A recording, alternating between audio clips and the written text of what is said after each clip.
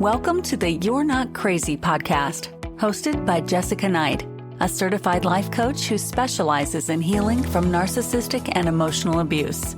This podcast is intended to help you identify manipulative and abusive behavior, set boundaries with yourself and others, and heal the relationship with yourself so you can learn to love in a healthy way. You can connect with Jessica and find additional resources, content, and coaching at emotionalabusecoach.com. Thank you so much for being here. Before I dive in, I just want to touch on something quick. This week I got an email that said, I keep trying to listen to your podcast, but the intro is too long and I can't get past it.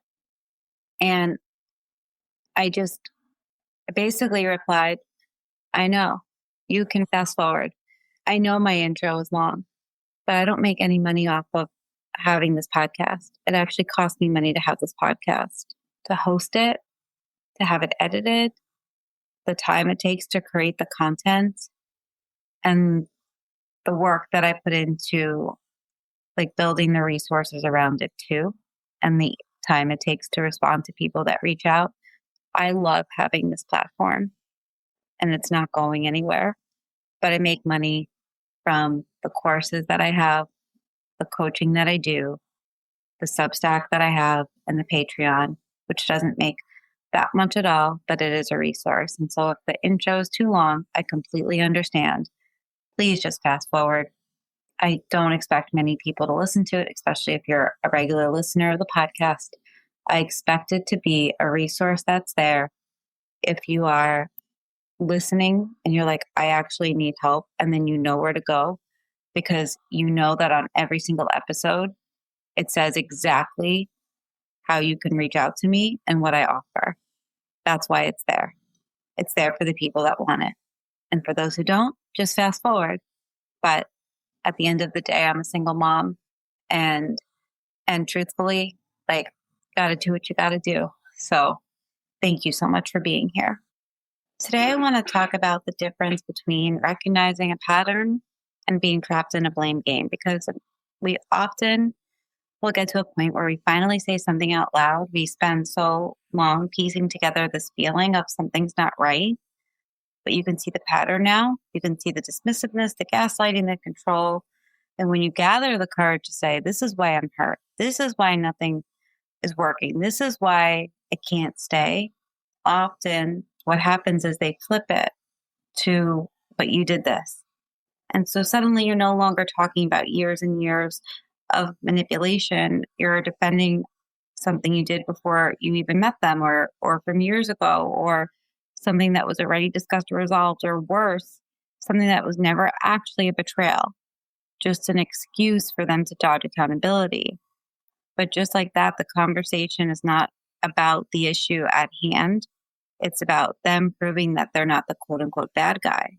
And I think that this is important because we get so stuck in it a lot of the time. And the way that I see it is that one person is rewriting history and the other person is holding up a mirror. And I think there's a difference between somebody expressing a harmful pattern that they experienced in the relationship and the other person dredging up unrelated issues to hold over their partner's head.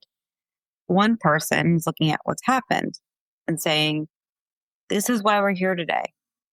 They're identifying a pattern, trying to set a boundary of what they will and won't tolerate, and they're usually seeking a resolution.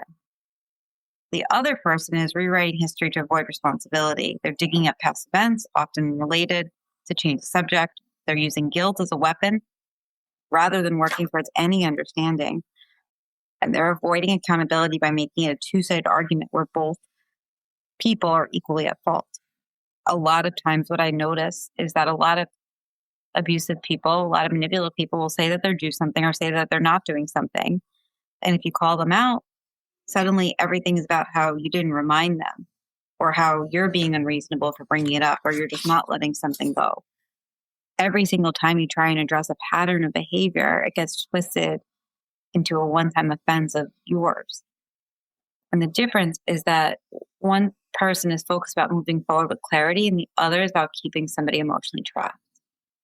And I think that this feels so confusing because people who engage in emotional manipulation rely on making their partner second guess reality. they create this false equivalence between naming a pattern and bringing up an old wound to control the conversation. One of the common examples I see all the time is the healthy partner might say, I feel like I can't express myself without you getting angry. And then the other person will say, oh, please, you got so mad that last week you're abusive too. And what happens in that moment is you're trying to name a pattern, the repeated anger and emotional volatility, and then it's turned into a single event one time when you got mad. Now, instead of addressing the real issue, you're defending yourself. They're avoiding accountability, and that's how the cycle continues. What healthy accountability looks like is, I see how my actions hurt you. Let's talk about how I can change that pattern. Abusers use this false equivalency to avoid accountability. So they contrast that with how a healthy partner would respond. So they typically will say something like, well, you did X, so I guess we're both terrible. And a healthy partner says, I see how my actions hurt you. They listen, they acknowledge, seek solutions, but an abuser deflects and blames, and it keeps you stuck. I know that this episode is short. I know it's very to the point, but I know that this is something that we can get so stuck on a lot of the time. And so if you're noticing this and you're like, how do we keep getting here? I want you to look at this. Who is identifying a pattern? Who is saying what they will and will not tolerate? And who is seeking a resolution or accountability or change or a shared understanding? That person's a healthy person. If you're listening to this, most likely it's you.